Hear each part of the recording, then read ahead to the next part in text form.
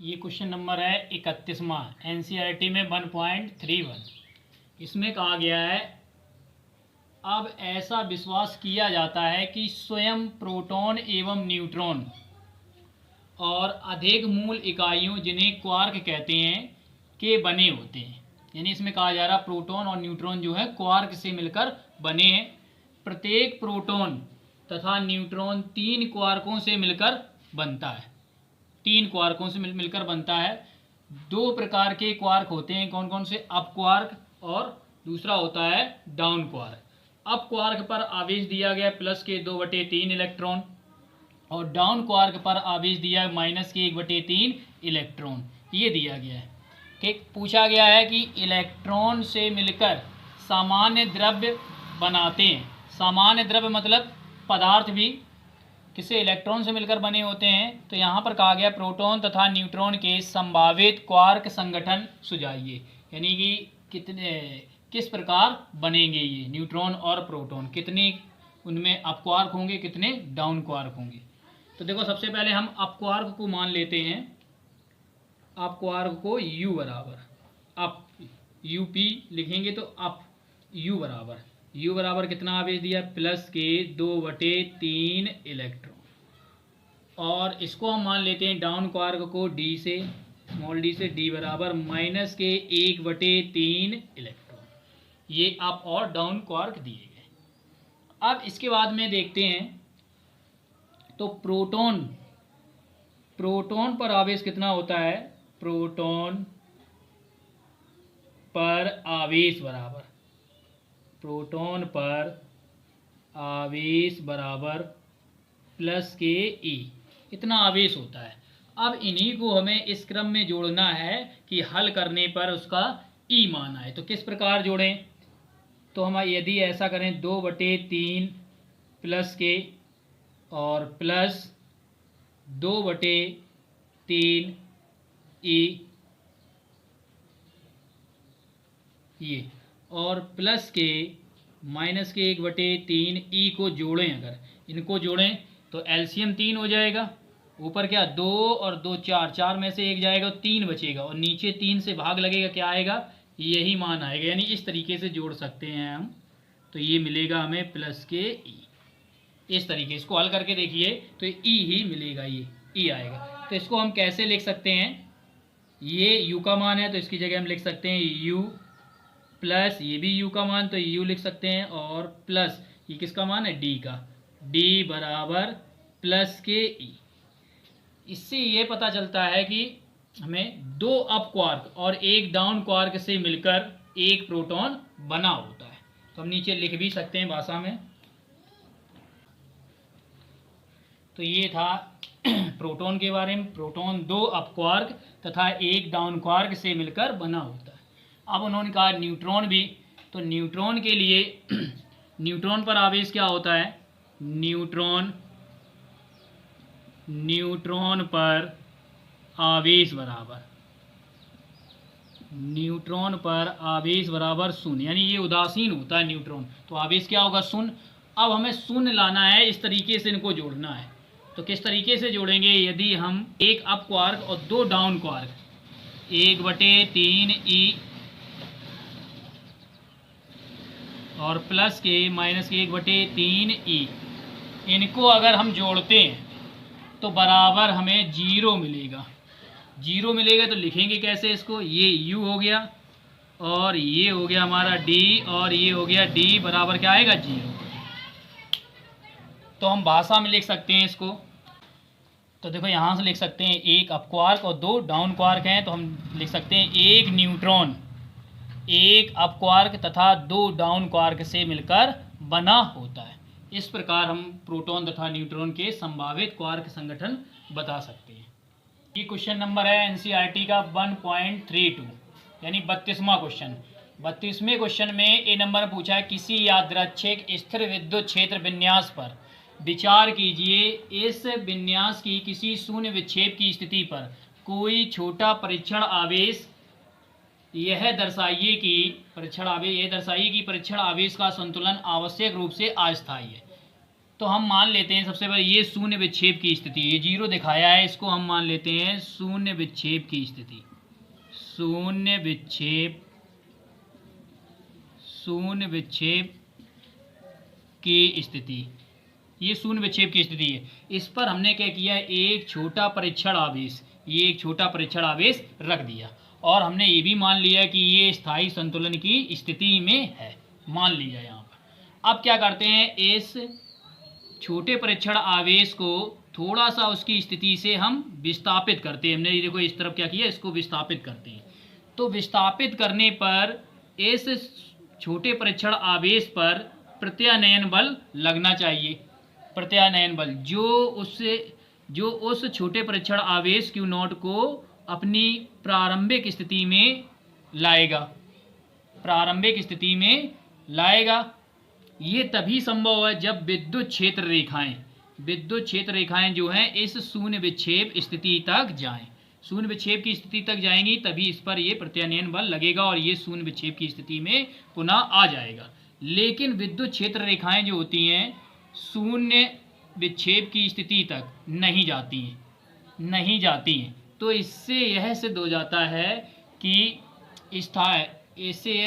है कि छोटा आवेश जो होता है शून्य विक्षेप की स्थिति में स्थायी संतुलन की स्थिति में नहीं होता है, मतलब अस्थायी संतुलन की स्थिति में होता है। इसे हम लिख सकते हैं, तो ये लिखा, माना शून्य विक्षेप स्थिति में रखा छोटा परीक्षण आवेश स्थायी संतुलन में है, तब परीक्षण आवेश को संतुलन स्थिति से थोड़ा विस्थापित करने पर, बताया तो विस्थापित करने पर उस पर एक प्रत्यानयन बल लगना चाहिए जो आवेश को वापस संतुलन में ले जाए और विद्युत क्षेत्र रेखाएं शून्य विक्षेप तक होनी चाहिए। ये कहाँ तक होनी चाहिए, शून्य विक्षेप तक होनी चाहिए, परंतु विद्युत क्षेत्र रेखाएं शून्य विक्षेप तक नहीं जाती हैं। इसलिए हमारी यह परिकल्पना गलत हो जाती है, जो हम ये परिकल्पना कर रहे हैं ये मानते हैं गलत हो जाती है। अतः निश्चित रूप से छोटा परीक्षण आवेश शून्य विक्षेप की स्थिति में अस्थायी है।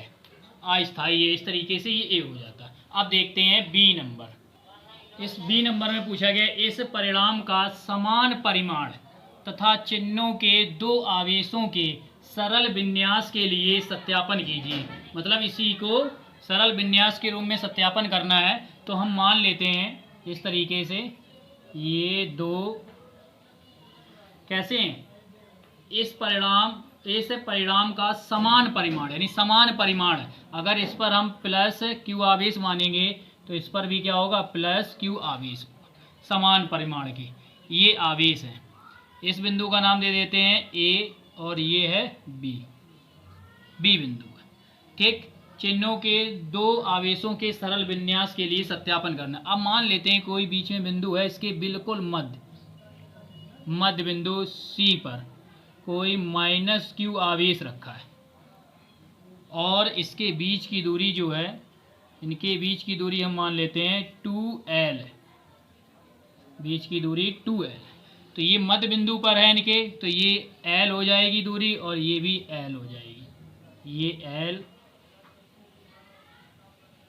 और ये यहाँ तक L और यहाँ से ये यहाँ तक L, ये L हो जाएगी। ये बिंदु C है, ये बिंदु C बिंदु है। अब क्या करते हैं, इसको बताया गया था इसमें विस्थापित करते हैं। इसको हमने मान लेते हैं विस्थापित कर दिया इस बिंदु तक, ये बिंदु यहाँ मान लेते हैं कोई बिंदु P है, इतना विस्थापित कर दिया। ये दूरी मान लेते हैं सूक्ष्म दूरी है x, ये x विस्थापित कर रहे हैं, इसको विस्थापित कर देते हैं यहाँ पर। तो क्या होगा, पहले तो बिंदु Q पर ये कैसे होंगे, संतुलन में बताए हैं, ठीक है। इसको हम विस्थापित कर देते हैं। फिर इसके बाद में देखो क्या होता है, तो पहले हम क्या करते हैं, प्लस Q और माइनस Q आवेश के कारण बिंदु P पर निकाल लेंगे वैद्युत बल कितना लगेगा, ठीक। इसके बाद में हम इस प्लस Q और इस माइनस Q के कारण वैद्युत बल निकालेंगे। यदि दोनों परिमाण में कैसे बराबर है तो ये संतुलन की स्थिति में होगा, बराबर नहीं है तो संतुलन की स्थिति में नहीं होगा। तो देखो निकालते हैं, माना दो बिंदु आवेश, ठीक है, ये रखा है। अब क्या करते हैं, इस माइनस Q आवेश को B की ओर x दूरी विस्थापित करने पर लिखते हैं माइनस कार्यरत बल निकालेंगे तो बल क्या हमने किसकी ओर b की ओर विस्थापित किया है, तो ये दूरी पूरी कितनी हो जाएगी, यहाँ से यहाँ तक दूरी पूरी हो जाएगी इसकी ओर विस्थापित। तो दूरी ये कितनी बचेगी, ये बिंदु P से इतनी दूरी देखी जाए तो ये L थी, L से कितनी कम हो जाएगी, L से x कम हो जाएगी, ये दूरी बचेगी। और इसके लिए अगर दूरी देखी जाए यहाँ से ये L दूरी पहले ही थी, x दूरी विस्थापित कर दिया गया तो इसकी ये दूरी बन जाएगी कहाँ तक, बिंदु P तक, ये दूरी बनेगी। तो हमने किस ओर विस्थापित किया है, इस B की ओर विस्थापित किया है, तो ये इसके लिए निकालते हैं बल, क्या निकलेगा F, इस बल का नाम क्या देते हैं, किनके बीच निकाल रहे हैं, P और B के बीच निकाल ले, तो हम लिख देते हैं PB बराबर 1/4 पाई एप्सिलॉन नॉट इंटू में कैपिटल Q और इंटू में स्मॉल q, इनके परिमाण रखे जाते हैं इसलिए ये किस में रखा जाएगा, प्लस में, और बटे में इनके बीच की दूरी कितनी है, L माइनस एक्स का स्क्वायर, मात्रक न्यूटन ये निकला। अब इसी प्रकार हम निकालते हैं इनके बीच इस तरफ, तो निकालेंगे तो F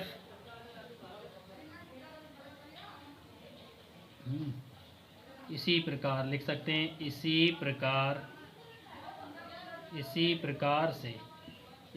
से निकालते हैं F। अब किसके बीच निकाल लें, इनके बीच, तो F PA बराबर 1/4 पाई एप्सिलॉन नॉट इंटू में स्मॉल कैपिटल Q इंटू में स्मॉल q बटे में इनके बीच की दूरी कितनी है, L प्लस एक्स का होल स्क्वायर, मात्रक वही न्यूटन। ये बल निकाल लिए दोनों के लिए, ठीक है, बिंदु P पे।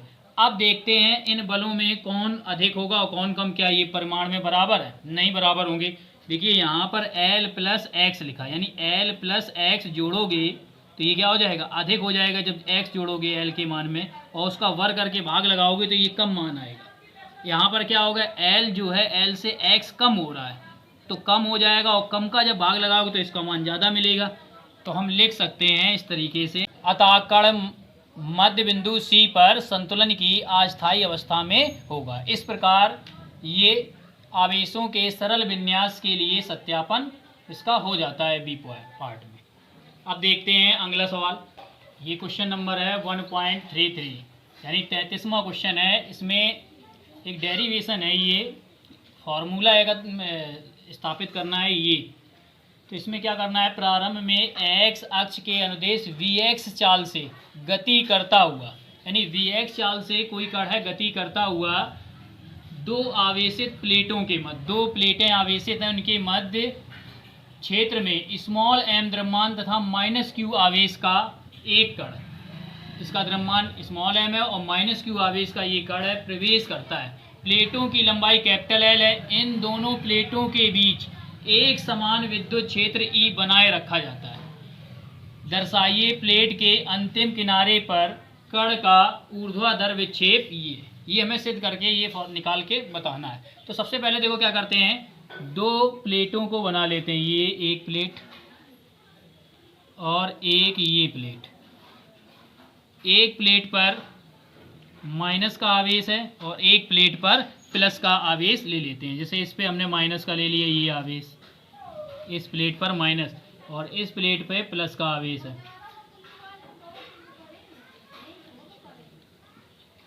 ठीक है, ये ले लिया। अब विद्युत क्षेत्र रेखाएं कहाँ से कहाँ चलती हैं, धन से प्रारंभ होकर ऋण पर समाप्त होती हैं। तो इस तरीके से ये विद्युत क्षेत्र रेखाएं ये धन से ऋण पर समाप्त होंगी,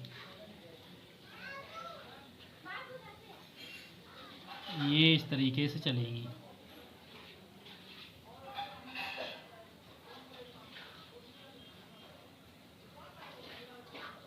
ये है विद्युत क्षेत्र रेखाएं, ठीक है, एक समान विद्युत क्षेत्र रेखाएं लिखा है, एक समान विद्युत क्षेत्र बनाए रखा जाता है। अब इसी में क्या होता है, एक कण प्रवेश करता है। जैसे ये एक कण है जिसका द्रव्यमान क्या है, स्मॉल m है और जिस पर आवेश कितना है, जिसका द्रव्यमान स्मॉल m है और जिस पर माइनस q आवेश है। ये जो प्रवेश करता है किस वेग से प्रवेश कर रहा है, Vx वेग से इसमें प्रवेश करता है एक्स अक्ष के अनुदिश। ये एक्स अक्ष होगी, कैसे, ये इसकी क्या बनेगी, ये ऊपर वाली वाई अक्ष और ये नीचे ये जो बनेगी इसकी एक्स अक्ष होगी, ये एक्स अक्ष। तो एक्स अक्ष के अनुदिश क्या करता है, प्रवेश करता है, जैसे बताया। अब लिखा है प्लेटों की लंबाई क्या है, कैपिटल एल है। ये प्लेट है, इसकी लंबाई जो दी गई है, ये लंबाई हमें दी है कैपिटल एल लंबाई दी है। ये लंबाई किसके अनुदिश है, देखी जाए तो एक्स अक्ष के अनुदिश है, ये दी गई है। अब ये जब प्रवेश करता है तो क्या किस हिसाब से चलेगा, ये जैसे इसका ये पथ हुआ, डॉट डॉट करके हम दिखा लेते हैं, ये सीधा। तो ये कण यहाँ से चलता है, यहाँ से इस तरीके से कुछ तो एक्स अक्ष पर चलता है, इसके बाद में ये इस तरीके से मुड़ जाता है, इस तरीके से ये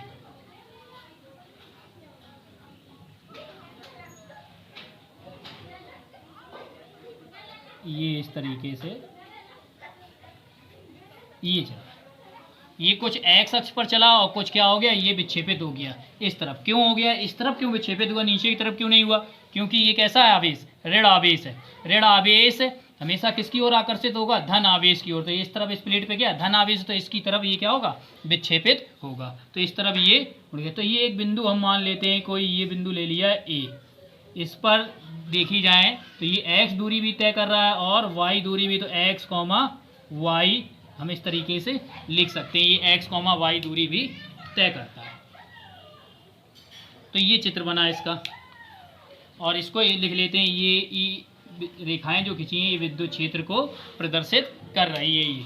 तो ये चित्र बन गया इसका।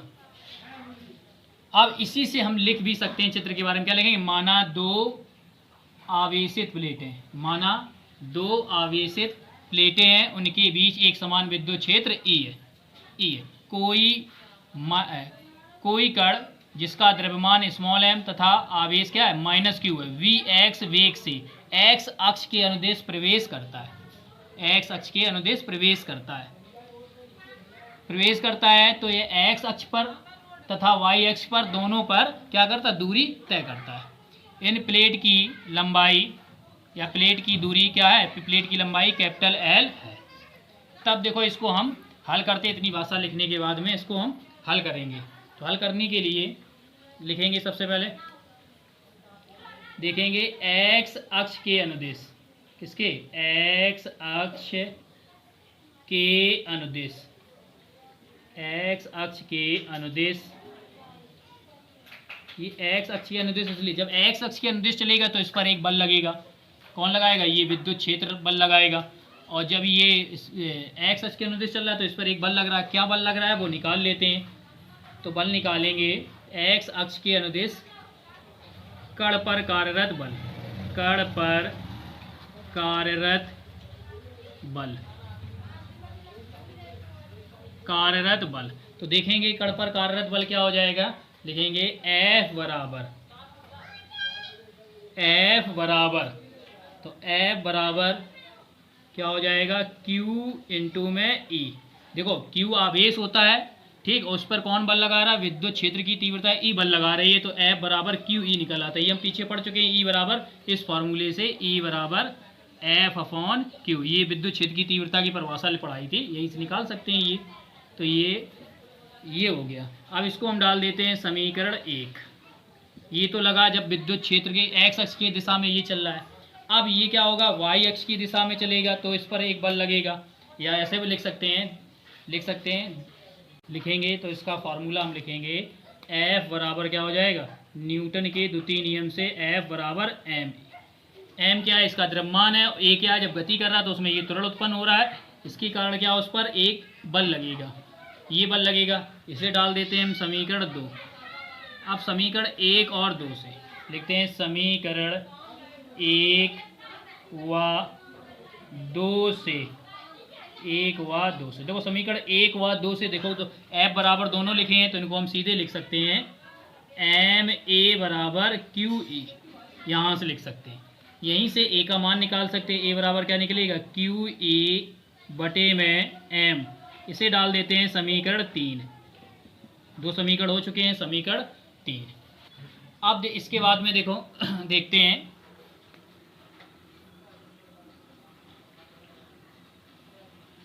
गति के द्वितीय समीकरण से। समीकरण क्या होता है द्वितीय समीकरण? इसका h बराबर U T plus half A T square, ये पढ़ चुके हैं 9th क्लास में भी पढ़े थे। समीकरण से, इस समीकरण से, तो इस समीकरण से देखेंगे यहाँ h बराबर, अब h क्या है? ये ऊंचाई होती है, यहाँ पर ऊंचाई कौन सी चलेगी? ये तो x अक्ष के अनुदिश चल रहा था, फिर ये ऊपर की ओर उठा तो ये ऊंचाई हुई उसकी। तो ये ऊंचाई यानी कि y अक्ष पर जो दूरी तय करी वो क्या मान लेते हैं हम? y मान लेते हैं। तो y बराबर x की जगह लगे u क्या होगा? अच्छा, यहाँ से जब चलेगा तो x अक्ष के अनुदिश वेग होगा, लेकिन y अक्ष के अनुदिश क्या होगा? उसका वेग शून्य होगा, यानी y अक्ष के अनुदिश कोई वेग नहीं होगा, x अक्ष के अनुदिश कर रहा है। यहाँ से जाके फिर उसने किया है, शुरुआत में देखा जाए तो y अक्ष के अनुदिश वेग क्या है? शून्य। इसको हम ऐसे भी लिख सकते हैं यहाँ पर दिखाने के लिए, यू वाई बराबर 0 प्रारंभ में। कब? प्रारंभ में ऐसे करके लिख सकते हैं। तो y बराबर क्या हो जाएगा?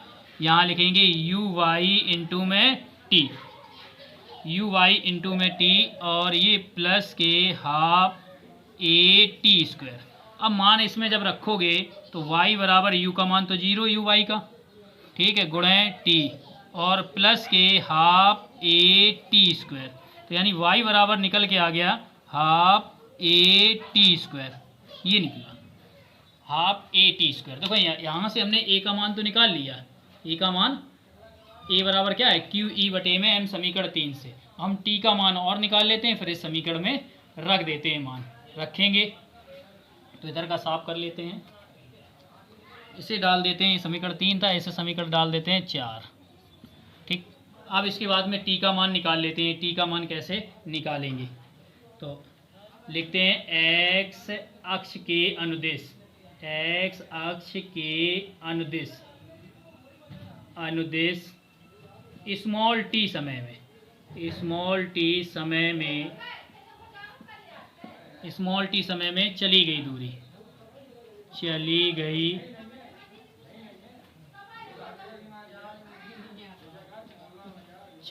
देखो ये चली गई दूरी क्या है हमारी? ये l, ये है पूरी जितनी प्लेट के भीतर यहाँ चलेंगे तो ये पूरी दूरी मानी जाएगी।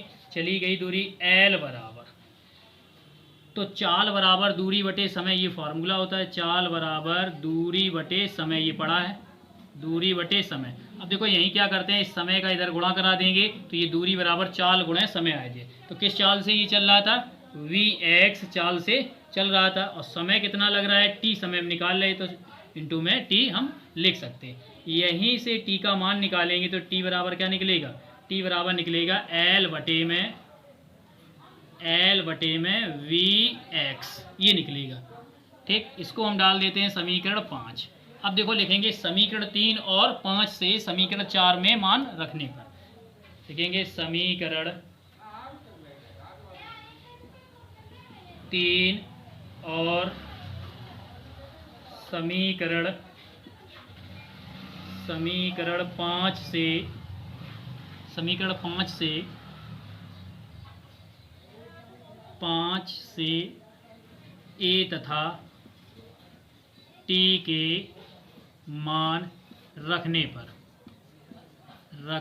जैसे रखेंगे मान तो देखो क्या मिलेगा? ये मान रखेंगे इस समीकरण में तो y बराबर 1/2, और a की जगह मान क्या रखेंगे? ये रखेंगे क्यू ई बटे में m, ये रख दिया। t की जगह मान क्या रखेंगे? गुणा, t का मान है l बटे में vx, ये पूरे का होल स्क्वायर, क्योंकि यहाँ टी स्क्वायर है, ये देखो निकल गया। अब ये निकला तो इसको हम कैसे लिख सकते हैं? अब इसको ऐसे भी लिख सकते हैं, y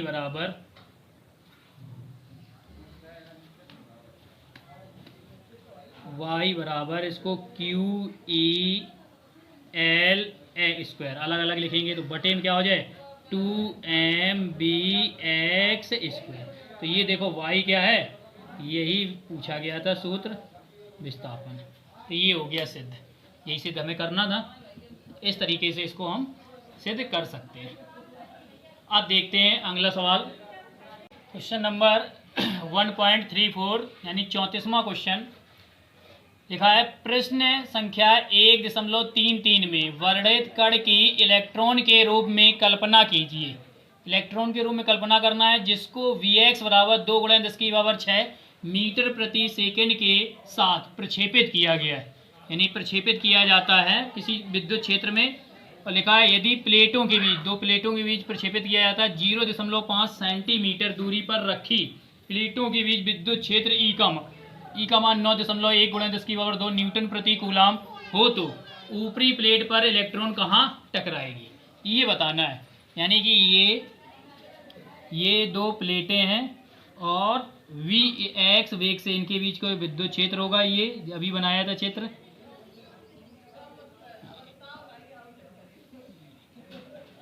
ये तो यहाँ से इसको प्रक्षेपित किया जा रहा है, इस कण को Vx वेग से प्रक्षेपित। तो ये बताया गया प्लेट पर कहाँ टकराएगा, इस प्लेट पर कहाँ टकराएगा जाके, जैसे ऐसे जा रहा है तो यहाँ पर टकराया जाके, किस जगह टकराएगा जाके है। तो ये दूरी पूछी गई जी। बताने के लिए देखो सबसे पहले क्या करते हैं, इसको हल करते हैं। तो हल जो हमें दिया गया उसको हम नोट कर लेते हैं, लिखते हैं दिया है। देखो क्या क्या दिया गया है, दिया है सबसे पहले Vx का मान दिया गया है। Vx किस वेग से, 2 × 10⁶ मीटर प्रति सेकंड के वेग से। ये इसके बाद में देखो इसके बीच की दूरी दी गई प्लेटों के बीच की। देखो प्लेटों के बीच की दूरी दोनों के लिए दी गई है 0.5। ठीक, दोनों के लिए प्लेटों के बीच की दूरी कितनी दी, 0.5 दी गई है। तो एक दूरी जब लेंगे हम y का मान लेंगे केवल, तो y इस मान को हम क्या करेंगे, आधा करेंगे। आधा ऐसे करेंगे, ये जैसे y अक्ष पर जी चल रहे हैं, यहाँ से ये डॉट डॉट करके ये ले जाते हैं, इनके बीच की दूरी दी गई हमें, ये बीच की दूरी। तो ये जो y पे विस्थापन हम देखेंगे केवल ऐसे जा रहे, देखो इस तरीके से ये खींचा, दो भाग हो गए बराबर हो गए। तो इस पथ पर हम देखेंगे y पे विस्थापन इसका, तो इस तरफ तो देखा नहीं, तो ये आधी दूरी क्या हो गई, कम हो गई, ये आधी दूरी बचेगी ये ऊपर वाली। तो आधी, इसको हम y बराबर कैसे लिखेंगे, y बराबर 0.5 बटे में क्या लिखेंगे, 2 कर लेते हैं, ये सेंटीमीटर। देखो इसको हल करेंगे, 2 का भाग लगाओगे तो 0 लगा लिया, 2 दूनी 4, कितना बचेगा यहाँ पर, 2 दूनी 4, 1 बचेगा, फिर दशमलव लगाइए 10 हो जाएगा, 2 पंचे 10, ये आ गया 0.25 सेंटीमीटर। इसको हम मीटर में अगर बदलें तो 10⁻−2 का गुणा करा देंगे तो ये मीटर में चेंज हो जाएगा। इस तरीके से लिख लिया y का मान। अब हम लिखते हैं e का मान हमें दिया गया, e बराबर 9.1 × 10⁻² न्यूटन प्रति कूलाम, ये मान दिया गया हमें। ठीक, अब कुछ मान निश्चित होते हैं, जैसे आवेश का मान q बराबर क्या होता है, एक इलेक्ट्रॉन के लिए आवेश का मान क्या होता है, एक इलेक्ट्रॉन की बात हो रही ना, एक इलेक्ट्रॉन का आवेश का मान 1.6 × 10⁻−19 कूलाम ऋणात्मक होता है। और इस इलेक्ट्रॉन का द्रव्यमान भी होता है 9.1 × 10⁻31 किलोग्राम, ये द्रव्यमान होता है। Q का मान भी हो गया, Me का मान भी हो गया। अब हमें निकालना क्या है, प्लेट पर कहाँ टकराएगा जाके, कहाँ टकराए, यानी x का मान हमें यहाँ पर ज्ञात करना है। x का मान, ये मान ज्ञात करना है, कहाँ पे जाके टकराएगा जाके, x या l का मान, मतलब ये मान जो नहीं हम लेते थे l, ये दूरी ली थी, इसी का मान हमें निकालना है l का। अगर पिछले वाले सवाल से देखें तो हमें l बराबर क्या करना है, ज्ञात करना है। ये अब लगाते हैं फार्मूला। देखो फार्मूला क्या था, अभी लिखा था, फार्मूला था y बर, ये फार्मूला इसका अभी जो सिद्ध किया था। अब इसी में मान रखने हमें, सब मान दिए, l का मान निकालना, किसका निकालना है, इस l का। तो इसको हम पक्षांतर करेंगे तो क्या निकलेगा, l² बराबर, इसका कैंची गुणा कराएंगे 2y m Vx², यानी इसका हमने कैंची गुणा करा दिया इधर 2y m Vx², और बटे में भाग लगाएंगे तो ये भाग लगेगा QE का, बटे में भाग लग जाएगा QE का, ये लग गया। अब इसी में हम क्या करते हैं, मान रख लेते हैं, अब इसमें देखो इसमें मान रखते हैं एल स्क्वायर बराबर ये, तो एल स्क्वायर बराबर यहाँ 2, वाई का मान क्या है, वाई का मान ये है 0.25, 0.25 और गुणे 10 की पावर -2 है। गुणे वाई को हो गया, एम का मान रखते हैं तो एम का मान है 9.1, 9.1 गुणे 10 की पावर -31 और गुणे वी एक्स का मान, किसका मान रखते हैं, वी एक्स का मान। तो वी एक्स का मान क्या है, ये है 2 गुणे 10 की पावर 6 का वर्ग लगा है तो वर्ग लगाते हैं, ये देखो वर्ग लगा है। अब बटे में आ जाते हैं, तो बटे में क्या लिखा है, देखो बटे में लिखा है क्यू ई, क्यू का मान है 1.6 गुणे 10 की पावर -19 गुणे ई का मान भी दिया है, ई का मान है 9.1 गुणे 10 की पावर 2, ये मान दी गई है। देखो ई का मान ये था, रख लिया। अब इसको देखो सॉल्व करते हैं तो ये तो सीधे सीधे कट जाएगा, 9.1 से 9.1 कैंसिल।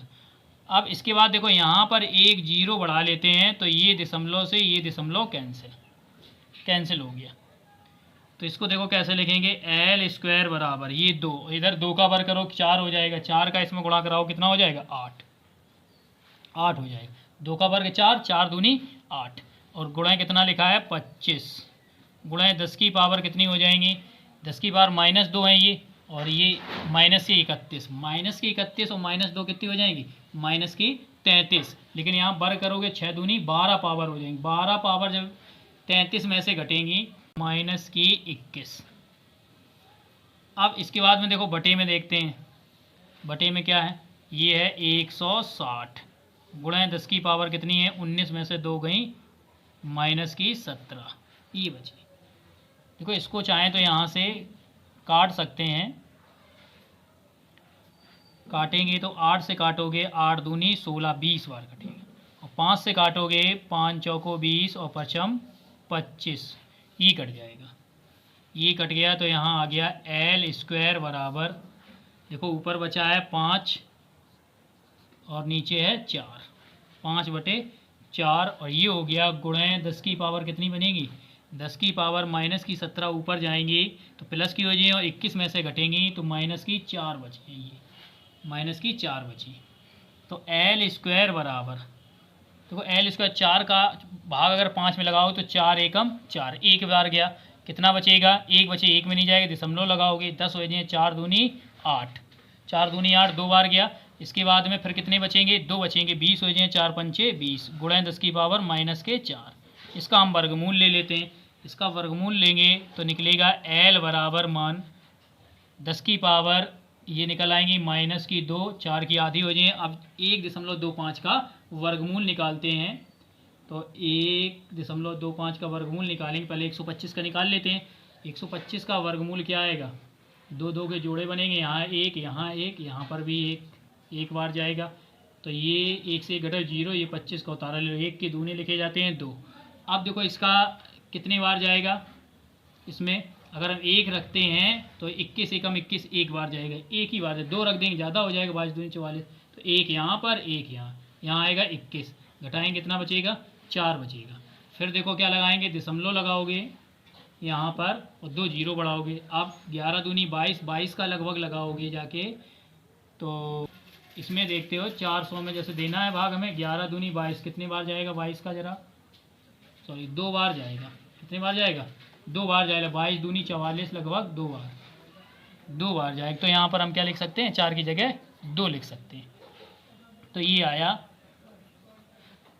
1.12 सेंटीमीटर। तो कितनी दूरी पे टकराएगा लिख सकते हैं, यहाँ पर क्या लिखेंगे, इलेक्ट्रॉन जो है ऊपरी प्लेट के इलेक्ट्रॉन 1.12 सेंटीमीटर टकराएगा।